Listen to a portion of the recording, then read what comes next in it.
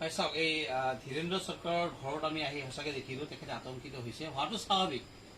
1966 চনৰ তেখেতৰ ভোটাৰ তালিকাত তেখেতৰ দেউতাৰ নাম আছে। আৰু আচৰিত কথা, 66 চনৰ ভোটাৰ তালিকাটো আছেই। 29 বছৰ হৈছে তেখেতৰ দেউতা মৃত্যুবৰণ কৰিছে। আৰু তাৰ পিছত 29 বছৰ পিছত এপ্ৰিকটৰ পৰা বিচাৰি আহিছে তেখেতৰ দেউতাক। কেনেকুৱা হাস্যকৰ। আৰু এয়া হৈছে আমাৰ হিন্দু বাঙালী চৰকাৰ বুলি দাম্বলি বৰা বিজেপি চৰকাৰৰ এই কাহিনী।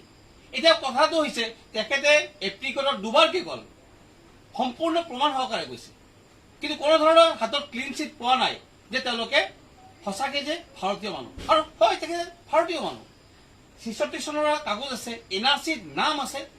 আৰু তাৰ পিছতে এনেকুৱাকৈ হিন্দু বাঙালীক অত্যাচাৰ কৰা হৈছে।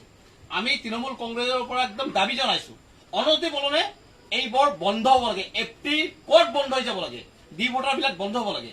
আতংকতে পৰিৱেশটো নষ্ট কৰা আমাৰ যেনেকে কৰি আছে বিজেপিয়ে, কিয় আতংকিত কৰিব? ইমান নে হিন্দু বাঙালীৰ দৰদী চৰকাৰ বুলি কয়। আপোনালোকে চাওকচোন, আতংকিত নহ'বনে? ডি ভোটাৰ যাৰ ঘৰত আহিছে তেখেতে বুজি পায় ইয়াৰ মৰ্ম, চৰকাৰখনে বুজি নাপায়। সেয়েহে আমিও দাবী জনাইছো, এনেকুৱা যিসকল ব্যক্তি আছে সেই ব্যক্তিসকলক শান্তিৰে থাকিব দিয়ক।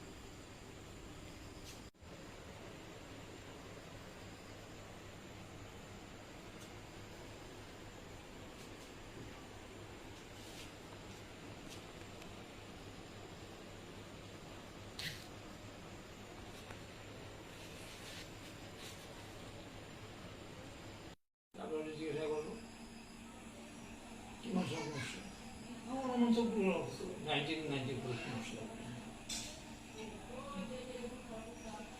আপনি অনুমান কৰি কেন? হয় চাওক, এই ধীৰেন্দ্ৰ চৰকাৰৰ ঘৰত আমি আহি সঁচাকৈ দেখিলোঁ তেখেতে আতংকিত হৈছে। হোৱাটো স্বাভাৱিক।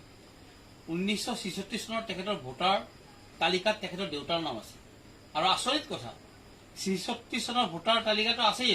29 বছৰ হৈছে তেখেতৰ দেউতা মৃত্যুবৰণ কৰিছে। আৰু তাৰ পিছত 29 বছৰ পিছত এপ্ৰিকটৰ পৰা বিচাৰি আহিছে তেখেতৰ দেউতাক। কেনেকুৱা হাস্যকৰ।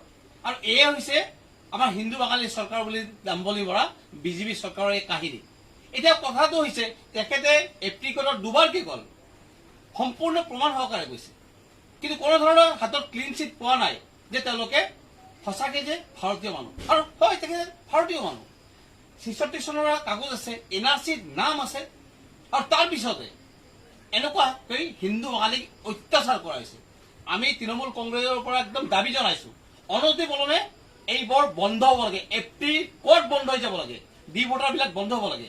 আতংকতে পৰিৱেশটো নষ্ট কৰা আমাৰ যেনেকে কৰি আছে বিজেপিয়ে, কিয় আতংকিত কৰিব? ইমান নে হিন্দু বাঙালীৰ দৰদী চৰকাৰ বুলি কয়। আপোনালোকে চাওকচোন, আতংকিত নহ'বনে? ডি ভোটাৰ যাৰ ঘৰত আহিছে তেখেতে বুজি পায় ইয়াৰ মৰ্ম, চৰকাৰখনে বুজি নাপায়। সেয়েহে আমিও দাবী জনাইছো, এনেকুৱা যিসকল ব্যক্তি আছে সেই ব্যক্তিসকলক শান্তিৰে থাকিব দিয়ক।